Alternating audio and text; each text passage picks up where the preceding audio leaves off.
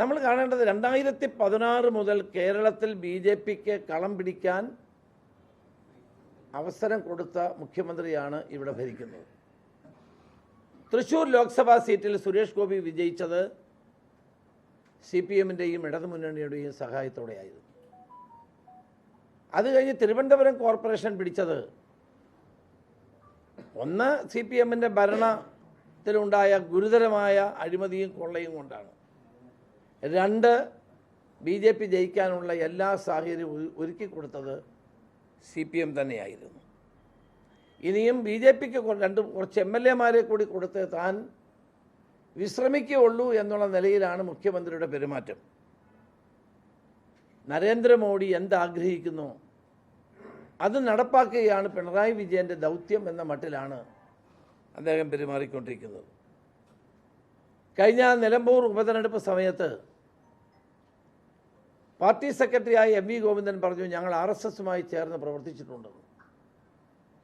അദ്ദേഹത്തിൻ്റെ ആ പരസ്യ സമ്മതം വിവാദമായ ഒന്നായിരുന്നു. CPMൻ്റെ സംസ്ഥാന സെക്രട്ടറിയും പോളിറ്റ് ബ്യൂറോ അംഗവുമായ വ്യക്തിയാണ് ഈ പ്രസ്താവന നടത്തിയത് എന്ന് നമ്മൾ ഓർക്കണം. ഉടൻ തന്നെ BJPയുടെ മുൻ സംസ്ഥാന പ്രസിഡന്റ് ശ്രീ K. രാമൻപിള്ള അത് ശരിവെക്കുകയും ചെയ്തു. BJPയും RSSുമായി CPMനുള്ള വർഷങ്ങളുടെ ബന്ധമായിരുന്നു നിലമ്പൂരിലെ MV ഗോവിന്ദൻ മാസ്റ്ററുടെ പ്രസ്താവനയിലൂടെ തുറന്നു പറഞ്ഞത്. കോൺഗ്രസിനെ നേരിടാൻ, കോൺഗ്രസിനെ പരാജയപ്പെടുത്താൻ എല്ലാ കാലത്തും CPMൻ്റെ പിന്തുണ, CPM BJPയുടെ പിന്തുണ തേടിയിട്ടുണ്ട് എന്നുള്ളതാണ് ചരിത്ര വസ്തുത. 1977 കൂത്തുപറമ്പിൽ നടന്ന തെരഞ്ഞെടുപ്പിൽ, സംസ്ഥാന നിയമസഭയിലേക്ക് തെരഞ്ഞെടുപ്പ് നടന്നപ്പോൾ കൂത്തുപറമ്പിൽ ഇന്നത്തെ മുഖ്യമന്ത്രി പിണറായി വിജയനാണ് മത്സരിച്ചത്. അന്ന് BJPയുടെയും അന്ന് BJP ഇല്ല, ജനസംഘത്തിൻ്റെയും RSSൻ്റെയും വോട്ട് കിട്ടിയത് കൊണ്ടാണ് 5000 വോട്ടിന് കൂത്തുപറമ്പിൽ നിന്ന് അന്ന് കേരളത്തിൻ്റെ മുഖ്യമന്ത്രി വിജയിച്ചത്. ഉദുമയിൽ KG മാരാർക്ക് വേണ്ടി CPMൻ്റെ പ്രവർത്തകന്മാർ പ്രവർത്തിച്ചതും വോട്ട് ചെയ്തതും നമ്മളാരും മറന്നിട്ടില്ല. പാലക്കാട് ശിവദാസ മേനോൻ്റെ തെരഞ്ഞെടുപ്പ് പ്രചരണ യോഗം ഉദ്ഘാടനം ചെയ്തത് മുൻ ഡെപ്യൂട്ടി പ്രധാനമന്ത്രിയായിരുന്ന LK അദ്വാനിയായിരുന്നു. 1977 1989 കേന്ദ്രത്തിൽ 2 കോൺഗ്രസ് വിരുദ്ധ സർക്കാരുകളെ പ്രതിഷ്ഠിച്ചതിൻ്റെ പിന്നിൽ CPMൻ്റെ ശക്തമായ പിന്തുണയും സഹായവും ഉണ്ടായിരുന്നു എന്നുള്ളത് എല്ലാവർക്കും അറിയുന്ന കാര്യമാണ്. അന്ന്